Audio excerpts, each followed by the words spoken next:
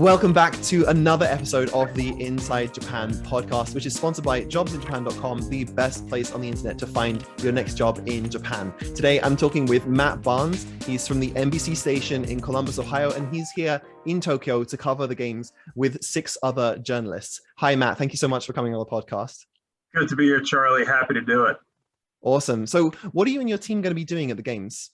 So we are here to obviously cover the Olympics, to talk to our local athletes. We come from 7 different states in the United States. And so we have a lot of athletes that we're trying to cover and talk to, but we'll also try to give the folks back in the United States a glimpse of what it's like to live in Japan, to be an Olympic athlete in Japan, and just how hard it has been for Japan to pull off these Olympics with all of the COVID restrictions, with coronavirus still happening, the pandemic. So a little bit of everything, so that people in the United States, especially now that families and friends can't travel to the games, try to give them an idea of what it's like to be here since they can't. Right. And what has the process been like for you and your group to come into the country? Because I'm sure, they not only the airports, there's already been a lot of difficulty coming in, but since your media, you're going to be covering the Olympics, there's even more restrictions on you guys, right? Yeah, it's been crazy because obviously media is coming from all around the world. It's not just the United States where we might be, 50 to 60% vaccinated. There are media coming from countries that are barely vaccinated. So the way they made it work is that you had to have a negative COVID test from 96 hours before you left, and then within 72 hours before you left. Right when you got to the airport, our home airports, for me, Los Angeles, we had to prove that with the airline. Then the airline would let you on. Right when we landed, we immediately got COVID tested again via saliva. We showed off those negative tests. We had to register for a tracking app. We then registered it on a health app as well. Wow. And then our first 3 days here, we've had to take a saliva test, make sure those are negative. And then obviously we are restricted as well where we can go. All we can go to right now is our media hotel, like where we're staying to sleep. The other hotel I'm in right now, which is where we will do all of our broadcasts and do a lot of our work. And then we are allowed to go to the International Broadcast Center to get interviews and other things, and then the competition venues, which as of now, our group has been denied every request we've had about trying to get training footage or just any video. I haven't seen the National Stadium. I haven't seen any competition venue just from the outside on the bus. So this is very, very different than how a normal Olympics would be run, but I understand why Japan and the committee are trying to keep us somewhat away from athletes and other people so that we don't commingle with them. And, even though I think I'm completely negative, my God, I've taken more COVID tests this week for the last 9 months. So I feel safe, but it's just a lot. Right. And how are they enforcing those kind of rules? Because, you've got a lot of different people coming from a lot of different countries. Like you said, you're from the United States. So, a lot of people vaccinated, you're vaccinated, and I'm sure your whole team is vaccinated. Yep. And you still have to show off those negative tests. What about for, all the different athletes and different media companies coming in? Do they have really strict enforcement to make sure that they're not kind of just going off to, eat some sushi somewhere and, No, absolutely. I mean, so every time we leave our hotel, there's a security guard asking us if we're going to work or if we're going somewhere else. Obviously, we're going for work. And then when we leave right to go to a shuttle. It is like a 6-minute walk. So we go take a 6-minute walk over to the shuttle. Most of the shuttles, though, are right in front of a hotel where you can just jump right on. So the one we took today was right in front of our hotel. Other days, it is a 6-minute walk. But then if we do want to go to a convenience store, a 7-Eleven, to get something to eat really quick, you're allowed 15 minutes. You sign in and out. And if you're not back within that 15 minutes, you're in trouble. I don't know what that trouble is because I haven't found out, but there is something. And beyond that, for the athletes, I know for them, the athletes village is pretty much a militarized zone. I mean, they have locked them in a bubble, and they get tested daily inside the Olympic Village. And talking to other athletes who are living there now, they say it's great. They say everything they need they can get, but they are being asked not to mingle with other countries. They're being asked to obviously stay distant. Instead of eating in the cafeteria, they're told to get their food and eat it in their room. So it's just so much different than what you would expect when, with an Olympics without a pandemic. They're not allowed to be real close. They're supposed to, and obviously we all keep on our masks, everything too. The only reason I'm not wearing a mask in here is because this is our dedicated broadcast room. So this is me and my group only. So we no one else comes in here, and obviously we're around each other all the time. So we're good here to broadcast live without a mask. But anytime I leave this room, mask on, and I haven't taken it off unless I'm here in my hotel room. Yeah, what impressions have you gotten from not only other people in your team, but other people that you've met here from maybe different media companies or different organizations? What have you heard up from them about how they're feeling about doing the Olympic broadcasting here? Like obviously there are a lot of restrictions on what they can do, where they can go, but also on their opinion of like what's going on with the games in general. Yeah, a lot for the people that have done more than one Olympics. Their biggest thing is they're frustrated because normally by now they're able to talk to a lot of athletes, be able to give people back in the United States a flavor of what's going on. It's hard to give a flavor of what's happening when we're stuck in hotel rooms. We're doing Zoom interviews all the time. So it's frustration. There's also a lot of respect for the Japanese people who are doing their best to be as accommodating as possible with these restrictions. I mean, I've been so blown away by how nice everyone has been, because they know this is not how they wanted this to go. 2 years ago, 3 years ago, I'm sure everyone in Tokyo was very excited about the games coming, and the influx of tourism, money, excitement, energy, all of that is sapped out right now. It's all gone because of COVID. So, it's both frustration, but also an appreciation for what Japan has been doing to allow this games to happen, but just frustration because you come here for this big event and you're covering it from your laptop.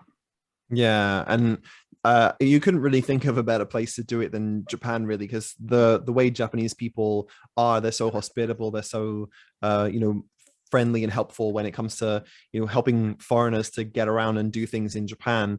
I noticed this as soon as I moved here. Like that was one of the first experiences I had. It was kind of crazy, actually. I was in Nagoya, so I first came to Nagoya when I moved to Japan, and this old lady on the street, I was asking, like, I didn't know where to go. I didn't have a phone. Like this is before I could even get a phone with Google Maps on it or something. And I asked this old lady, like, where do I go to the station? And she was like, oh, it's this way. And then she starts walking me there. Like, and just, I'm just like walking. She's like, she would try and speak in English, like, where are you from and things like that, and like try to talk to me and ask me some questions about myself. And then once we got to the station, she just like turned back and went the opposite direction again. So she like walked all this way with me just to like, took some time out of her day to like show me where to go, which was really, really nice. And I'm sure you've had some experiences like that with the people who are helping with the Olympics. All the time. I mean, just today alone, we had someone walk us from the hotel to the shuttle. I mean, I can see the shuttle from the window, and they wanted to walk us right there to the shuttle bus. And then we've gotten to get to know the bus transport system pretty good here, not the public bus one, but the Olympic bus one. And they'll ask us, do you know where you're going? Yes. The next person, do you know where you're going? Yes. I mean, again, coming from America, where we tend to be very rude, I feel like most of the time, it's a welcome change. And I feel like I'm going to leave Japan and go back to America bowing to everybody, because that's what I feel like I should do, just out of respect for what they do for us here. It's been so cool. Yeah, and I mean, I went to the US before the pandemic started, the year just a few months before the pandemic started, and one of the things that I think there's a misinterpretation or a misunderstanding of how it works. So in Japan, I think people, it's much more standardized the way you experience hospitality here, right? Like even the same words, you'll hear the same words over and over, because a lot of people, they've just learned this is the way that you behave in a hospitable way. What I noticed about America is you get a much wider variance of how people behave. So in some places, you'll get like a rude waitress who just like doesn't come over, doesn't give you coffee, kind of like, spills your coffee on the table or something, whatever it is, that happens. But you also get the far end of that, which is the opposite end, which is you get like the nicest server who will like, be completely like the sweetest person you've ever met, super kind. I was with my family when I went to the United States, and, they would just treat us like we were family. And it was like, it was a different experience, right? But I definitely love the fact that in Japan, no matter where you go, you're always going to get that kind of like, nice reception. Yeah, I mean, in the United States, there are certain parts of the country that, they talk about Southern hospitality. So they're so courteous to you. They call you baby, and they're nice. Like, oh my gosh, you don't know who I am, and yet you're treating me like I'm your son or daughter. But then, a place like New York City, where people are just focused on what they need to do, what they want to do, they can be a little rude. It's just, there's certain, I honestly feel like sometimes United States is a country of like 5 different countries, and how, Yeah. depending on what part you're in, you get a different feel for how you're treated and things like that. So yeah, it's nice to come here, and everyone so far has been great. And I've talked to athletes who are in other regions of the country training before they come to, to the Olympic Village, before they come to Tokyo, and they're getting the same thing. I just talked to wrestlers this morning over Zoom, and when they drove in yesterday, there were a line of Japanese people waving American flags, welcoming them to the city, which I can't pronounce or name, but they're just blown away by the hospitality that they're getting, and they're not even Japanese athletes. So that's really cool to see. Hi everyone, I hope you're enjoying the conversation, and I just want to take a quick moment to mention that this podcast is only possible because of the support of JobsinJapan.com. So next time you're looking for a job, check out JobsinJapan.com. There are tons of jobs on there, not only in English teaching, but also software engineering, hospitality, marketing and consulting, among many others. Most of the jobs on the board do not require any specific level of Japanese, and you can get started in minutes. So next time you're looking for a job, check out JobsinJapan.com, and let's get back to the conversation. Yeah, that's amazing, because there's that one side of it where there's this massive hospitality and lots of people like really encouraging like the athletes and people. And then on the other side of it, I've heard of things like protests, people out in the streets like complaining about the Olympics and saying cancel the Olympics. Have you noticed anything or seen anything about maybe anti-media protests, anti-Olympic protests? So we've heard about them. I haven't seen any yet. And, on the bus, I keep waiting to see if, maybe there's just a sign or a group of people somewhere. We haven't seen any. I'm sure they're out there. Obviously, I know there are, we see the polls. We've seen them for months now about how many of the Japanese people wish the games weren't here. But it's just hard to get a feel for literally anything that's happening in this city when we are only seeing it via buses and from hotel rooms. It's just so hard. And so after 14 days of being here and testing negative all the times we do, we are allowed to leave our hotel rooms and see the city and use public transportation and taxis. I don't know how much we'll be able to do so in terms of while we're trying to do our job. We can't just go be a tourist either. But we do hopefully after those 14 days, hope to get out and try to get a feel a little bit more of how Japan feels about these games. And then just in general, just what it's like to live in Tokyo. Because right now, all I know is via hotels. Yeah. So from your understanding then, being someone in the media, why do you think the games are actually going ahead despite all of these not only protests and complaints? And I think I read a poll somewhere that something like 70% of Japanese people don't want the games to go ahead. Why do you think they're going ahead anyway? I think there's part of it is money and contracts, things like that. Let's be honest about that part of it, which is the International Olympic Committee.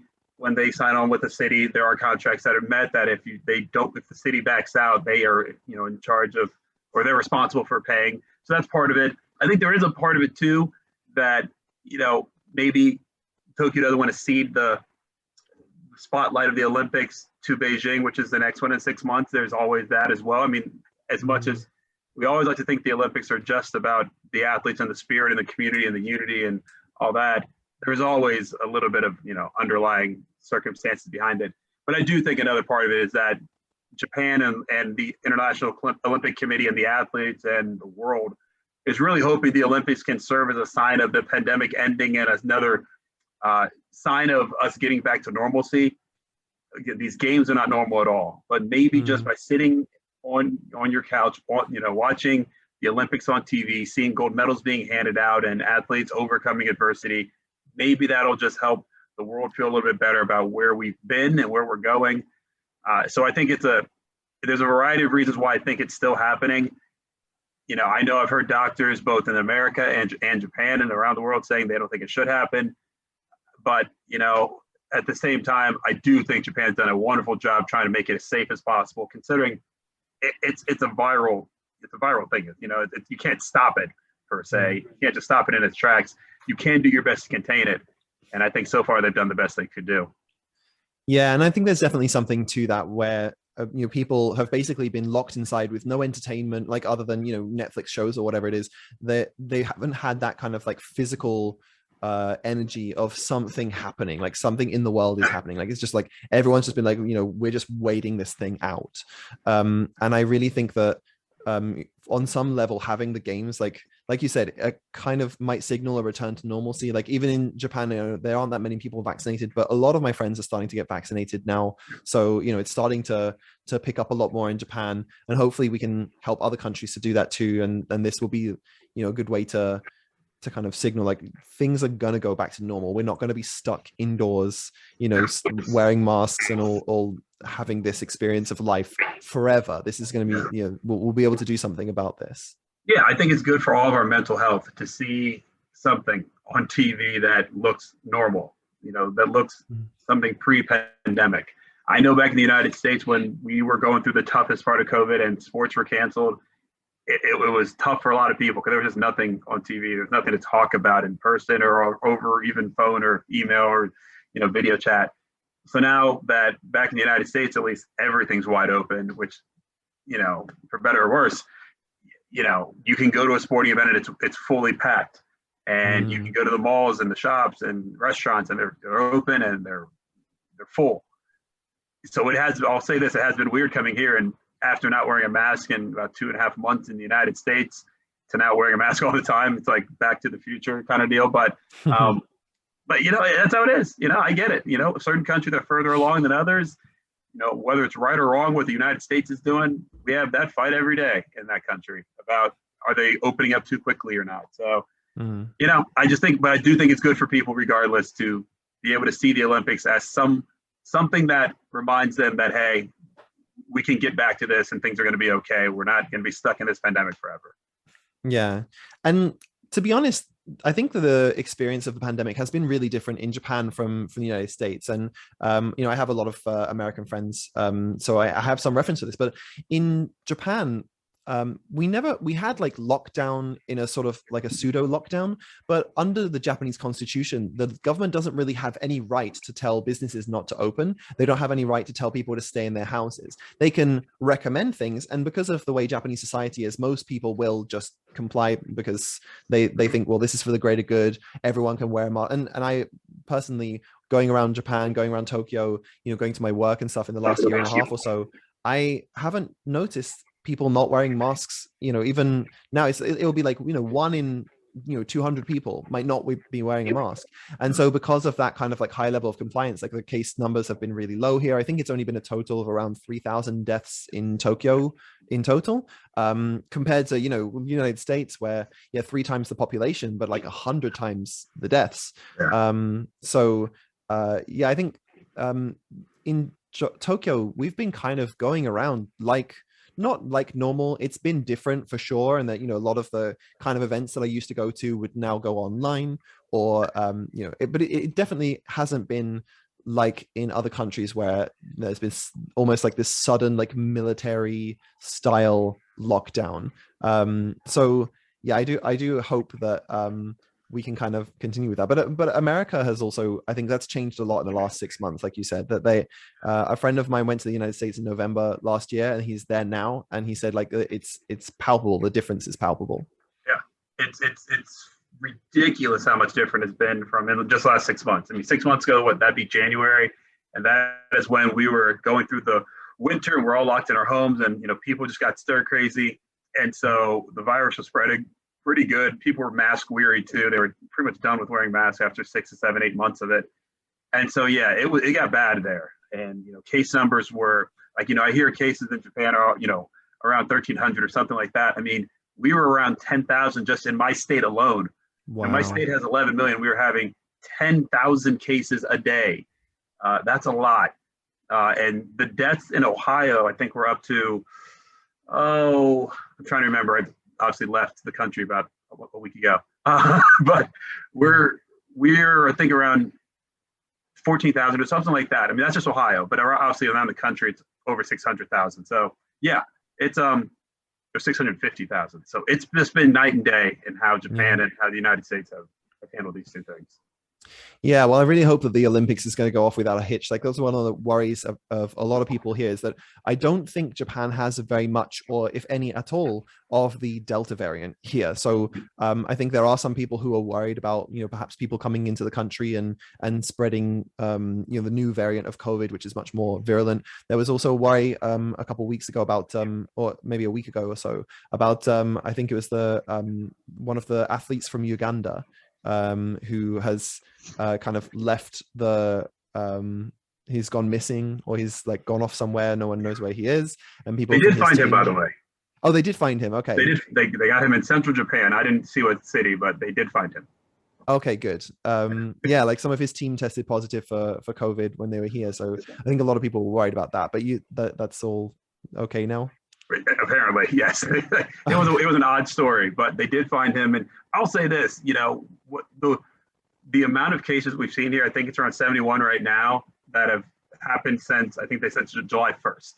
71 cases. That's pretty good considering how many people are going to be coming into the Olympics. And I think the reason the number is as low as it is because what I told you, you have to get tested before you leave. You get tested at the airport, and then you get tested at the village or where, here at the hotels. So there are like these 3 layers of protection, which are departure, arrival, and then while you're here. So you can kind of weed out the ones that might be able to spread it so early that they don't spread it. So yeah, someone may have the Delta variant, but they had it before they even left for Japan. It's hard to spread it in Japan when you're still in the United States, So I think they have done a good job of all those 3 layers of making sure people don't have it before they actually get to a place where they can spread it and infect other people. Yeah, well, that's good to hear. I'm glad they're taking this really seriously, because people are worried, but I hope that it will go off without a hitch, and then we can enjoy some of the Olympic Games and watch that on TV. I want to thank you so much, Matt, for coming on the podcast. I know you've got other things you've got to get to, but thank you so much for coming on the podcast, and I hope you have a great time in Japan. Let's go for sushi once you're allowed to get out of the hotel. I would love that. I don't even know where to go. You have to show me where to go, man. All right, awesome. Thank you so much. No problem, Charlie.